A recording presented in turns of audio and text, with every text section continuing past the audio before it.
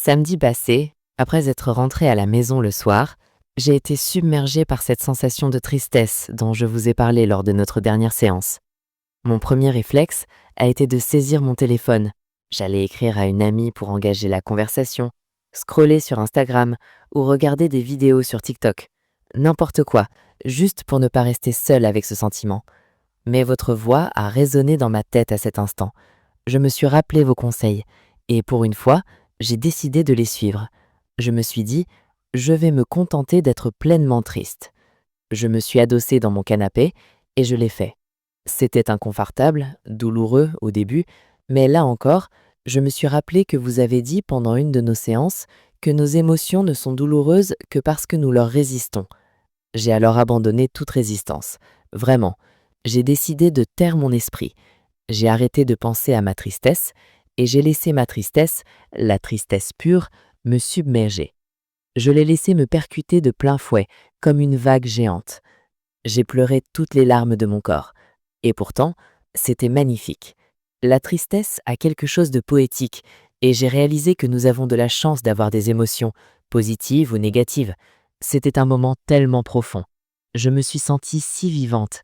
J'ai ressenti un bonheur intense, une expérience incroyable que je n'aurais jamais connue si j'avais choisi de fuir mon ressenti, comme j'ai toujours l'habitude de le faire. Je suis content que vous ayez fait un choix différent cette fois. Les téléphones et les tonnes de formes de distraction que nous avons à portée de main nous volent quelque chose que nous ne soupçonnons pas. Une chance de découvrir notre profondeur en tant qu'être humain, l'irréalité de la souffrance émotionnelle ainsi que le bonheur véritable, inconditionnel. C'est pour ça que les réseaux sociaux ont tellement de succès. Nous portons tous en nous une souffrance incroyable, tapie sous la surface. Un mélange de tristesse, de solitude et de vide. Et nous ne voulons pas ressentir ça. Alors nous faisons sans arrêt toutes sortes de choses pour éviter d'être confrontés à nous-mêmes.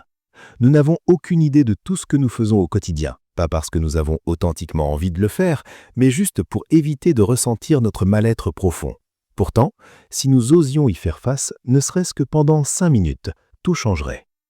En fuyant constamment notre ressenti pour nous contenter du confort des distractions de la vie moderne, nous nous condamnons à une vie superficielle et relativement médiocre. La plupart d'entre nous ne vivent qu'une contrefaçon du bonheur. Prenez l'engagement de ne plus combattre ou fuir vos émotions négatives. Laissez-les vous traverser chaque fois qu'elles surviennent, comme vous l'avez fait pour votre tristesse samedi passé. C'est la seule porte vers un bonheur authentique.